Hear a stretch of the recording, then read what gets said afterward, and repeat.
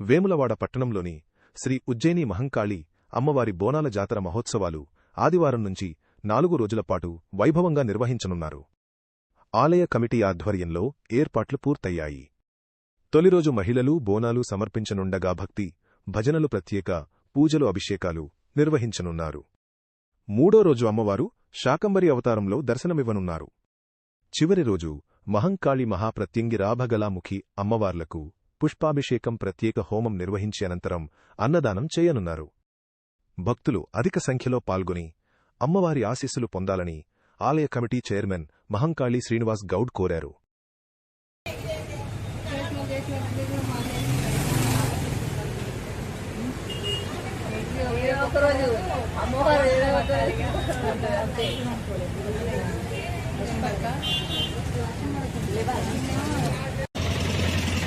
వేములవాడ పట్టణ ప్రజలకు, చుట్టుపక్కల గ్రామాల ఉన్న ప్రజలందరికీ ఆషాఢ మాస బోనాల జాతర శుభాకాంక్షలు. ఈ వేములవాడ పట్టణంలో ఉజ్జయిని మహంకాళి అమ్మవారు 15వ సంవత్సర వార్షికోత్సవ సందర్భంగా ప్రతి సంవత్సరం నిర్వహించినట్టే ఇక్కడ ఆషాఢ మాస బోనాల జాతర ఆహ్వానం ప్రతి ఒక్కరికి పిలుపునివ్వడం జరుగుతుంది. 9వ తారీఖు నుంచి 12వ తారీఖు వరకు మన బోనాల జాతర జరుగుతుంది. ముఖ్యంగా 12వ తారీఖు నాడు జరిగేటువంటి అఖండ హోమం, అంటే ఎక్కడైనా కూడా ఒక అమ్మవారికి ఒక్క అమ్మవారికి మాత్రమే హోమం చేస్తారు.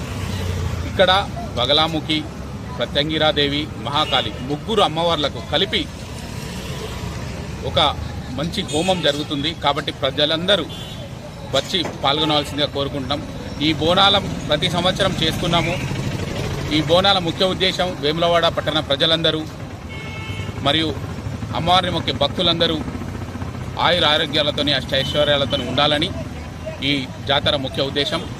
9వ తారీఖు నుంచి 12వ తారీఖు వరకు జరిగేటువంటి ఈ జాతరలో పాల్గొని ప్రతి ఒక్కవారు అమ్మవారి ఆశీస్సులు పొందాలని కోరుకుంటూ